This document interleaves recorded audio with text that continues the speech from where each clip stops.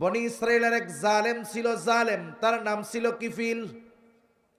আব্দুল্লাহ ইবনে উমর রাদিয়াল্লাহু তাআলা আনহু বলেন, এই জালেম কিফিলের ঘটনা নবীজি একবার দুইবার নয়, বারবার আমাদেরকে শুনাইছেন। তিরমিজির বর্ণনা। এই জালেম কিফিলের ব্যাপারে নবী বলেন, এমন কোনো পাপ নাই জালেম কিফিল করে নাই, এমন কোনো অন্যায় নাই কিফিল করে নাই। কিফিলের পাপগুলার মধ্যে একটা পাপ ছিল মানুষকে সুদের উপরে টাকা দেওয়া। সুদখোর আসেনি? আছে? আরে সুদ কি খালি ব্যাংকে নাকি? এখন কত জায়গায় শুনি ঘরে ঘরে সুদ। মানে ব্যাংক নাকি মানুষের লোন দেওয়ার জন্য খুঁজে। এখন এক লোক কালকে আমারে ধরছে উত্তরায়, খুব ইমার্জেন্সি কথা বলতে হবে, তার সাথে কথা বললাম। কি হয়েছে? মানে খুব কাছের মানুষ। কয় ব্যবসা তো একটু বাড়ানোর নিয়ত করছি, কিন্তু 10-15টা ব্যাংকের থেকে খালি সুদে লোন দিতে চাই। আমি কি শয়তানে পাইছে আপনারে? ওইটা ঢুকবে, যা আছে তাও যাবে। ঠিক কিনা কন?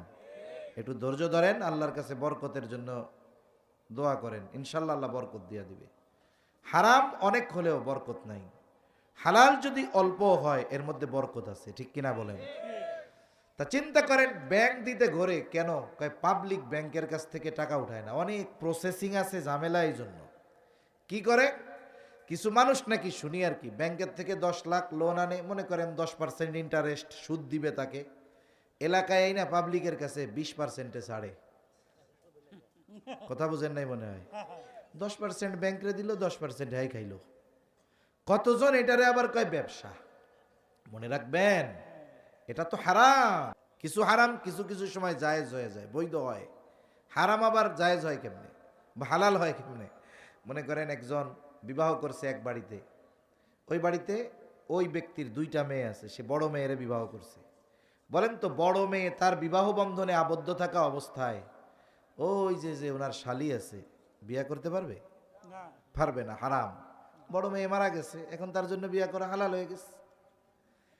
যদি কারো এমন রোগ হয়, মরণ ব্যাধি, দিনদার ডাক্তার পরীক্ষা করে পর্যবেক্ষণ করে বলতেছে এই লোকের যেই রোগ, এনারে যদি বাঁচাইতে হয় দৈনিক 100 গ্রাম মদ খাওয়াইতে হবে আর 150 গ্রাম করে শুকরের গোস্ত খাওয়াতে হবে, নাইলে বাঁচবে না। অথবা ওই ব্যক্তি এমন কোন জায়গায় গেছে যেখানে হালাল কোনো খাবার নাই, সব হারাম, পানীয় হারাম, খাবার হারাম। বলে ওনার জীবন বাঁচাতে যতটুকু গ্রহণ না করলেই নয়, অতটুকু গ্রহণ করা জায়েজ। ওষুধ হিসাবে জীবন বাঁচানোর জন্য বিজ্ঞ দিনদার ডাক্তার যদি বলে এটা ওষুধ হিসাবে খাওয়া জায়েজ। কিন্তু বলেন তো, দুনিয়ায় কোন রোগ হইলে ডাক্তার সাহেব প্রেসক্রিপশন করবে? এর যে রোগ হইছে অবস্থা তো খারাপ, ট্রিটমেন্ট কি? বলে রে সুদ খাওয়াইতে হবে। এটা হওয়ার সম্ভাবনা আছে কোনোদিন? তাইলে এটা কেমনে জায়েজ হয়? এইটারে ব্যবসা বইলা খায়। হায় হায়, সাধারণ কবিরা গুনাহ আর সুদের কবিরা গুনাহ এক না। সাধারণ কবিরা গুনাহ আর সুদের কবিরা গুনাহ এক না। একজন হারাম গোস্ত খাইতেছে, বলে ওইটা হারাম গোস্ত খাওয়ার সমপরিমাণই তার গুনাহ। কিন্তু কেউ যদি 1 দিরহাম সুদ খায়, সুদ, নবীজি বলেন তার মায়ের সাথে জেনা করার মতো গুনাহ হয়। তার মানে সুদের গুনাহটা মায়ের সাথে জেনা করার মতো গুনাহ। ওই সুদখোরকে গিয়া যদি আপনি তার মায়ের সাথে জেনার কথা বলেন, ও আপনারে সুল্লা ফালাইবে, একবারে কল্লাটা ফালাইয়া দিবে। ঠিক কিনা কন? অথচ দেখুন, সুদ খাওয়ার মাধ্যমে সে ওই মানের পাপ করে, তার মধ্যে একটু অনুভূতিও কাজ করে না। তার মানে বোঝা গেল, যেই ব্যক্তির মস্তিষ্ক সুস্থ আছে সে কখনো সুদের কারবারির সাথে জড়াতে পারে না। এই জন্যই কিয়ামতের দিন সুদখোর টালমাটাল অবস্থায় কিয়ামতের ময়দানে উঠবে, আর হাসরবাসী দেখে বুঝতে পারবে এই ব্যক্তি দুনিয়ায় ছিল সুদখোর। আল্লাহ আমাদের এই জঘন্য পাপ থেকে হেফাজত করুক, বলি আমিন। জালেম কিফিল সুদের উপরে টাকা মানুষরে দিত। একদিন একজন বিধবা মহিলা কিফিলের কাছে আসছে, বলে কিফিল, আমারে কিছু টাকা কর্জ দাও, ধার দাও। যারা সুদের উপরে টাকা লাগায় এরা কখনো বিপদে পড়লে মানুষরে টাকা দিয়ে সাহায্য করে না, টাকা ধারও দিবে না। আমিও তো গ্রামে বসবাস করেছি, গ্রামের সুদখোরগো সম্পর্কে আমার জানা আছে। একজন যদি যায় বলে, চাচারে আমার মাইয়াটা মরে যাইতেছে, ওষুধ কিনতে হবে, 1000 টাকা ধার দেন, বিকালে দিয়ে দিব। দেখবেন ও এমন ভাব করছে, মনে চাইবে আপনার পকেটে যদি কিছু থাকে ওরে দিয়ে আসেন। এখন আপনারা তো দিল না, আর একজনরে পাঠাবেন ওই দিক দিয়ে, যে ওনারে যে সুদে 10,000 টাকা দিতে, হাটে হাটে লাভ। গ্রাম অঞ্চলের বুঝেন তো লাভ, হাটে হাটে লাভ। ব্যাংক কয় টাকা খায় মিয়া সুদ? এরা হাজারে প্রতি সপ্তাহে নেয় 1000 টাকা, 100 টাকা। তার মানে 3 মাস যদি ওর কাছ থেকে কেউ টাকা নেয়, ওর আসল উইঠা আরো 2000 ওর লাভ হয়। এইটারে ব্যবসা বানাইছে আমাদের সমাজের মানুষ। কত নিকৃষ্ট অবস্থা। আরেকজনরে উপাস দিয়া যদি পাঠায়, আমরা 10,000 টাকা হাটে হাটে লাভে দাও, দেখবেন লুঙ্গির কোমরের ওই গোসা খুইলা এক বান্ডিল দিয়া বলবে, আর তোর কত লাগবে, আরো বল, আরো দিব। সুদ যারা খায়, আখেরাতের শাস্তি আছে তো। দুনিয়াতে কি হয়, আল্লাহ তাআলা তার দিলকে কঠোর বানায় দেয়, তার দিল কঠোর হয়ে যায়, রুক্ষ হয়ে যায়। দিল কঠোর তো ওর আচরণ কর্কশভাষী হয়ে যায়। দেখবেন ওর মুখে কোনো সময় নরম কথা আপনি পাবেন না। আল্লাহ তাআলা ভাষার মিষ্টতা, জবানের মিষ্টতা কেড়ে নেয়। এরপরে ওর চেহারা যত সুন্দর হোক, চামড়া, ওই চেহারার মধ্যে রুক্ষতা প্রদর্শিত হয়, দেখা যায়। অনেক মানুষ আছে না, কালো দেখতে, চামড়া কালা, কিন্তু ওই চেহারার মধ্যে একটা লাবণ্যতা, একটা নুরানি আভা আছে, ঠিক কিনা? সুদখোরের হৃদয় আল্লাহ কঠোর বানায় দেয়। মহিলা কিফিলের কাছে গিয়া বলে, কিফিল আমারে কিছু টাকা ধার দাও, বিপদে পড়েছি, খুব প্রয়োজন। কিফিল বলে, আমি কাউকে টাকা ধার দেই না, যদি নিতে চাও লাভে নাও। কিফিল বলে লাভে নাও। মহিলা বলে, কিফিল আমার যদি সুদের টাকা দেওয়ার মতো ক্ষমতা থাকতো, আমি কি তোমার কাছে টাকা চাওয়ার জন্য আসতাম নাকি? এইবার কিফিল এমন ব্যক্তি যে এমন কোনো গুনাহ নাই, করে না। এইবার কিফিল ওই মহিলার দিকে তাকায়, দেখে চেহারা সুন্দর। মহিলাকে উদ্দেশ্য করে কিফিল বলে, তুমি যদি আমার কাছ থেকে টাকা নিতে চাও, সুদ যদি না দিতে পারো, তাইলে আমার সাথে জেনায় লিপ্ত হবা। জেনা করার শর্তে 60 দিরহাম কিফিল ওই মহিলাকে কর্জ দিল। হয়তো মহিলারও প্রয়োজন ছিল, প্রয়োজনের কাছে সে হেরে গেছে। কারণ হাদিসের মধ্যে আসছে, কাদাল ফাকিরু আইয়াকুনা কুফরা, দরিদ্রতা মানুষকে কুফুরি পর্যন্ত পৌঁছায়া দেয়। আমাদের দেশেও কত মানুষ আছে, আসলে আমরা কিছু বিষয় নিয়ে আফসোস করতে পারি, কিন্তু ওই বিষয়গুলো পরিবর্তনের জন্য যেই পরিমাণ অ্যাবিলিটি, সামর্থ্য দরকার আমাদের নাই। আমরা দেখি উত্তরবঙ্গে পার্বত্য অঞ্চলে অনেক মানুষ, ওই যে রোহিঙ্গারা আছে উখিয়া, ওইখানেও কিছু দুনিয়াবি কিছু সুযোগ সুবিধা দিয়া তাদের ইমান কাফেররা কিনে নিচ্ছে, খ্রিস্টান বানায় নিচ্ছে। তারা আবার গোপন রাখতেছে তাদের ধর্মীয় পরিচয়, ইউরোপ আমেরিকায় সেটেল করে দিচ্ছে। এ মানুষগুলো ইমান বিক্রয় করে দুনিয়া কিনতেছে, ঠিক কিনা বলেন? এজন্য আমাদের আশেপাশেও অনেক মানুষ আছে, অনেকে অপরাধের সাথে জড়ানো। সবাই যে অপরাধের সাথে শখে জড়ায় তা নয়। অনেক মানুষের অপরাধের পেছনে জড়ানোর কারণ হলো তার অভাব, ঠিক না? অনেক মানুষ আছে, একটা কথা আছে না, অভাবে স্বভাব নষ্ট হয়। অভাবে অনেকে অপরাধে জড়ায় যায়। এজন্য আমাদের কিছু সামাজিক দায়বদ্ধতা আছে। আমি আপনি 5 ওয়াক্ত নামাজ পড়লাম, হজ ফরজ হয়েছে হজ করলাম, যাকাত ফরজ হয়েছে যাকাত দিলাম, এতটুকুই শেষ নয়। আমাদের সামাজিক দায়বদ্ধতা আছে। আমার আপনার প্রতিবেশীর অবস্থা কি, আমাকে আপনাকে খোঁজ নিতে হবে। একটা কবিতা ছিল বাংলা বইতে অনেক আগে, একটা হাদিসের কাব্যানুবাদ। হাসরের মাঠে আল্লাহ তাআলা বলবে, আমি ক্ষুধার্ত ছিলাম, আমারে খাবার দাও নাই। আমি পিপাসিত ছিলাম, আমারে পানি পান করাও নাই। আমি অসুস্থ ছিলাম, আমাকে সেবা শুশ্রূষা করো নাই। বান্দা বলবে, আল্লাহ আপনার তো এগুলার প্রয়োজন নাই, আপনাকে কেমনে দিব? যদি প্রয়োজন থাকতো কেমনে দিতাম?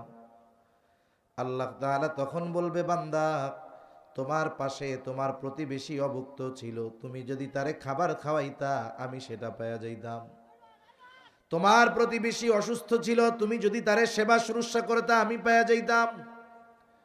তোমার প্রতিবেশী পিপাসিত ছিল, তুমি যদি তারে পানি পান করাইতা আমি সেটা পেয়ে যাইতাম। তার মানে দেখেন, খেদমতে খালক, মানব সেবার দ্বারা আল্লাহ তাআলার সন্তুষ্টি অর্জন করা যায়। এই জন্য আমরাও আমাদের আশেপাশে পাড়া প্রতিবেশী অভাবে যেন স্বভাব নষ্ট না হয়ে যায়, এদিকে খেয়াল রাখবো ইনশাআল্লাহ। কারণ সামর্থ্যবান লোকজন, তাদের পাশে কোনো ব্যক্তি যদি অভাবের কারণে পাপের পথে চলে যায়, কিয়ামতের দিন এই সামর্থ্যবান লোকগুলোরও আল্লাহর কাঠগড়ায়, হিসাবের কাঠগড়ায় দাঁড়াতে হবে। এইবার মহিলা জেনার শর্তে রাজি হয়ে 60 দিরহাম নিয়ে গেল, প্রয়োজনের কাছে সে হেরে গেছে। নির্ধারিত দিনে জালেম কিফিল মহিলার বাড়িতে হাজির। হাদিসের মধ্যে আসছে কিফিল জেনা করার জন্য একেবারে প্রস্তুত। মহিলা শুয়ে আছে, কিফিল তার উপরে। মহিলার চেহারাটা অন্যদিকে ঘুরায় রাখছে, কান্না করতেছে আর থরথর করে কাঁপতেছে। একজন গেছে মজা করার জন্য, আর একজন ভয়ে কাঁদে, কান্না করে, কাজ হবে না। কিফিল রাগ হইয়া বলে, মহিলা কান্না করো কেন, কাঁপো কেন? আমি কি তোমারে জোর জবরদস্তি করছি নাকি? তুমি তো শর্তে রাজি হয়েছ। মহিলা বলে, কিফিল আমি কোনদিন জেনার সাথে জড়াই নাই রে কিফিল, আমার তো ভয় হয়, আল্লাহর ভয়। তোমার সাথে জেনা করবার পর আমার যদি মৃত্যু হয়ে যায়, কিয়ামতের দিন আল্লাহ তাআলার সামনে আমি একজন ব্যভিচারিণী হিসেবে উপস্থিত হব। এবার কিফিল বলে, তাইলে কেন এই কাজে রাজি হইছো? বলে, আমার অভাব, অভাবের কারণে কিফিল, তবে আল্লাহর ভয়। এতটুকু কথা কিফিলের কান দিয়া ঢুকে হৃদয় পর্যন্ত পৌঁছায় গেল। কারণ কোন কথায় মানুষের জীবন পরিবর্তন হবে বলা যায় না। কিফিল হয়তো চিন্তা করে, হারে এই মহিলা অভাবের কারণে সে জেনা করতে বাধ্য হচ্ছে, আর আমি তো জীবনে কত অন্যায় করেছি, আমার তো কোনো অভাব ছিল না, আমি তো পাপের ক্ষেত্রে বাধ্য ছিলাম না। হয়তো মহিলার এই কথা কিফিলের জীবন পরিবর্তনের কারণ হয়ে গেছে। কিফিল ওই অবস্থা থেকে উঠে গেল, পোশাক পরিধান করে মহিলাকে বলে, মহিলা তোমারে যেই 60 দিরহাম দিয়েছিলাম এটা তোমারে সাদকা করে দিলাম, মাফ করে দিলাম। আল্লাহর শপথ, আজকে থেকে আমি আর আল্লাহর সাথে নাফরমানি করব না। এই যে কিফিল যেটা করছে, বলে এটা হলো তাওবা। এটা কি করছে? তাওবা হলো তাবা ইয়াতুবু, প্রত্যাবর্তন করা, ফিরে আসা। ওই যে বান্দা গুনার থেকে ফিরে আসে, এটা হলো তাওবা। বান্দা যদি গুনার থেকে ফিরে আসে, তাওবা করে গুনার থেকে ফিরে আসে, খুশি হয় কে? জোরে বলেন, আরো জোরে বলেন না, কে খুশি হয়? এই জন্য তাওবা কবুলেরও কিছু শর্ত আছে। ইমাম নববী রহমাতুল্লাহি আলাইহি বলেন, তাওবা কবুলের 1 নাম্বার শর্ত হলো গোনাটা ত্যাগ করা, মানে গোনার থেকে ফিরে আসা, ভবিষ্যতে ওই গোনা না করার ব্যাপারে দৃঢ় প্রতিজ্ঞাবদ্ধ হওয়া। 3 নাম্বার, যেই গোনা হয়েছে এর জন্য অনুতপ্ত হয়ে ইস্তেগফার করা, আল্লাহ তাআলার কাছে ক্ষমা চাওয়া। এজন্য বলে যে তাওবা ইস্তেগফার। তাওবা মানে গোনার থেকে ফেরা, ইস্তেগফার হলো ওই গোনার জন্য আল্লাহ তাআলার কাছে ক্ষমা চাওয়া। আর যদি গোনাটা আল্লাহর হক নয় বরং বান্দার হক সম্পৃক্ত হয়, তাহলে 4 নাম্বার শর্ত রয়েছে, বলে বান্দার হকটা আদায় করে দেওয়া। কারণ বান্দার হক এটা আল্লাহ মাফ করবে না, এটা বান্দার মাফ করা লাগবে। এজন্য কেউ যদি কোনো মানুষের হক নষ্ট করে, তাহলে ওই মানুষ যতক্ষণ তাকে ক্ষমা না করবে, আল্লাহ ততক্ষণ তাকে ক্ষমা করবে না। এজন্য মনে রাখতে হবে, এই বিষয়টা খুব সেনসিটিভ বিষয়। রাসূল সাল্লাল্লাহু আলাইহি ওয়াসাল্লাম সাহাবা একরামকে জিজ্ঞাসা করতেছে, বলো তো কিয়ামতের দিন সবচেয়ে নিঃস্ব কে হবে? কে হবে মিসকিন? সবচেয়ে নিঃস্ব কে হবে? সাহাবা একরাম বলল, আল্লাহ এবং তার রাসূল ভালো জানে। নবীজি সাল্লাল্লাহু আলাইহি ওয়াসাল্লাম বললেন, ওই ব্যক্তি সবচাইতে নিঃস্ব হবে যার দুনিয়াতে নামাজ, রোজা, হজ, যাকাত, নফল ইবাদত, উমরার কোনো কিছুর অভাব নাই, ইবাদতের অভাব নাই। তবে একটা সমস্যা, সে বান্দার হক নষ্ট করত। নবীজি বলেন, কিয়ামতের দিন ওই বান্দার হক নষ্ট করনেওয়ালা ব্যক্তি সবচাইতে নিঃস্ব ব্যক্তি হবে। এজন্য নবীজি সাল্লাল্লাহু আলাইহি ওয়াসাল্লাম ওফাতের কয়েকদিন আগে সাহাবা একরামকে মসজিদে নববীর ভিতরে একত্রিত করেছেন। নবীজি বলতেছেন, তোমরা যদি কেউ আমার কাছে কোনো হক পাও সেটা চেয়ে নাও, কারণ আমি চাই না কেউ আমার কাছে কোনো হক প্রাপ্য থাকবে আর এই অবস্থায় আমি আল্লাহর সাক্ষাতে মিলিত হব, এটা আমি চাই না। রহমাতুল লিল আলামিন, যার আগে পিছের সব গুনাহ আল্লাহ মাফ করে দিয়েছে, সেই নবীও চিন্তা করতেছে যে আমার যেন দুনিয়া থেকে যাওয়ার সময় আমার উপরে কারো যেন হক বাকি না থাকে। আবার অনেকে আমরা মনে করি হক মনে হয় শুধু টাকা পয়সা লেনদেন জমি জাতি এগুলোর সাথে সম্পৃক্ত, না না, বরং আচরণটাও হকের সাথে সম্পৃক্ত। এই জন্য নবীজি আর এক হাদিসের মধ্যে বলেন, তোমরা ওই দিন আসার আগে সতর্ক হও। কোন দিন? বলে যেই দিন আল্লাহ তাআলা বাদী বিবাদীর মধ্যে ফয়সালা করে দিবে। নবীজি বলেন, দুনিয়াতে তোমরা যদি অন্যায়ভাবে কাউকে কথার দ্বারাও কোনো কষ্ট দিয়ে থাকো, নবীজি বলেন ওই দিন আসার আগে সতর্ক হয়ে যাও। এজন্য মানুষ মানুষের কাছে যদি ভালো আচরণ পায় এটাও তার হক। যেমন আমার চেয়ে বয়সে যিনি বড় তিনি আমার কাছে ভালো আচরণ পাওয়া ওনার হক। কেউ যদি এই রকম হক ও কারো নষ্ট করে থাকে দুনিয়ায়, কিয়ামতের দিন এই আচরণগত হকের সমাধানও যিনি দিবেন তিনি কে? এজন্য আমাদের টার্গেট থাকবে এরকম যে মৌত কোন সময় চলে আসে বলা যায় না। আমি দুনিয়া থেকে যাওয়ার সময় আমার কাছে যেন কেউ কোনো কিছু না পায়, এই নিয়তটা যদি আমাদের থাকে, এটার আলোকে যদি আমরা জীবন সাজাই, দেখবেন জমি জাতি টাকা পয়সা নিয়ে আর দ্বন্দ্ব নাই, ঠিক না? অর্ধেক চলে যাবে। এজন্য এই বিষয়গুলো খেয়াল রাখা। জালেম কিফিল তো তাওবা করেছে খালেস ভাবে, আমি আর আল্লাহর নাফরমানি করব না, গুনাহ থেকে ফিরছে, খালেস ভাবে তাওবা করছে। এই ব্যক্তি রাতের বেলা বাড়িতে চলে গেল। ঘটনাক্রমে ওই রাতটাই ছিল জালেম কিফিলের জীবনের শেষ রাত। এখন সে যে তাওবা করছে, তার তাওবা যে আল্লাহ কবুল করছে এলাকার মানুষ তো জানে না। জানে নাকি? জানে না। এজন্য মনে রাখবেন, নবীজি সাল্লাল্লাহু আলাইহি ওয়াসাল্লাম বলেন, ওয়াল্লাহি ইন্নী লা আস্তাগফিরুল্লাহ ওয়া আতুবু ইলাইহি ফিল ইয়াউমি মিআতা মাররা। নবীজি বলেন, আল্লাহর শপথ, আমি দৈনিক 100 বার তওবা ইস্তিগফার করি। আমাদের এই আমলে অভ্যস্ত হওয়া দরকার। একেবারে রাতের বেলা যখন সব কাজ শেষে আমি আপনি ক্লান্ত দেহটা বিছানায় এলায়া দেই। এখন তো ঘুমের ওষুধ হইল মোবাইল, ঠিক না? পোলাপানরে যখন বাচ্চা ঘুমাইতে বলে, পোলাপানকে একটু মোবাইল দাও, গেমস খেলি, এরপরে ঘুমাবো। কাম শেষ।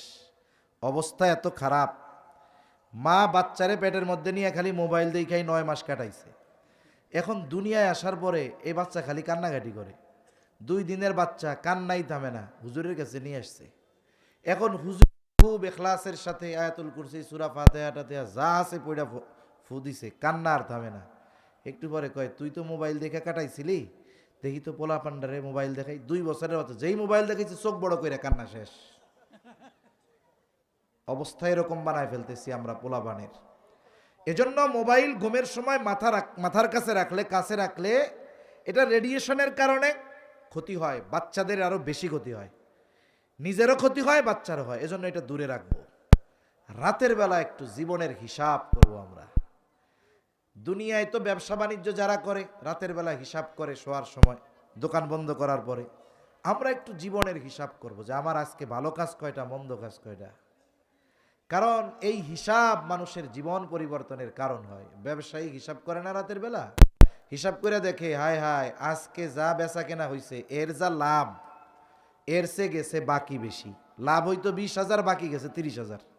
এই গতিতে যদি 6 মাস ব্যবসা চলে, ব্যবসার অবস্থা খারাপ হয়ে যাবে না? এবার কি করে?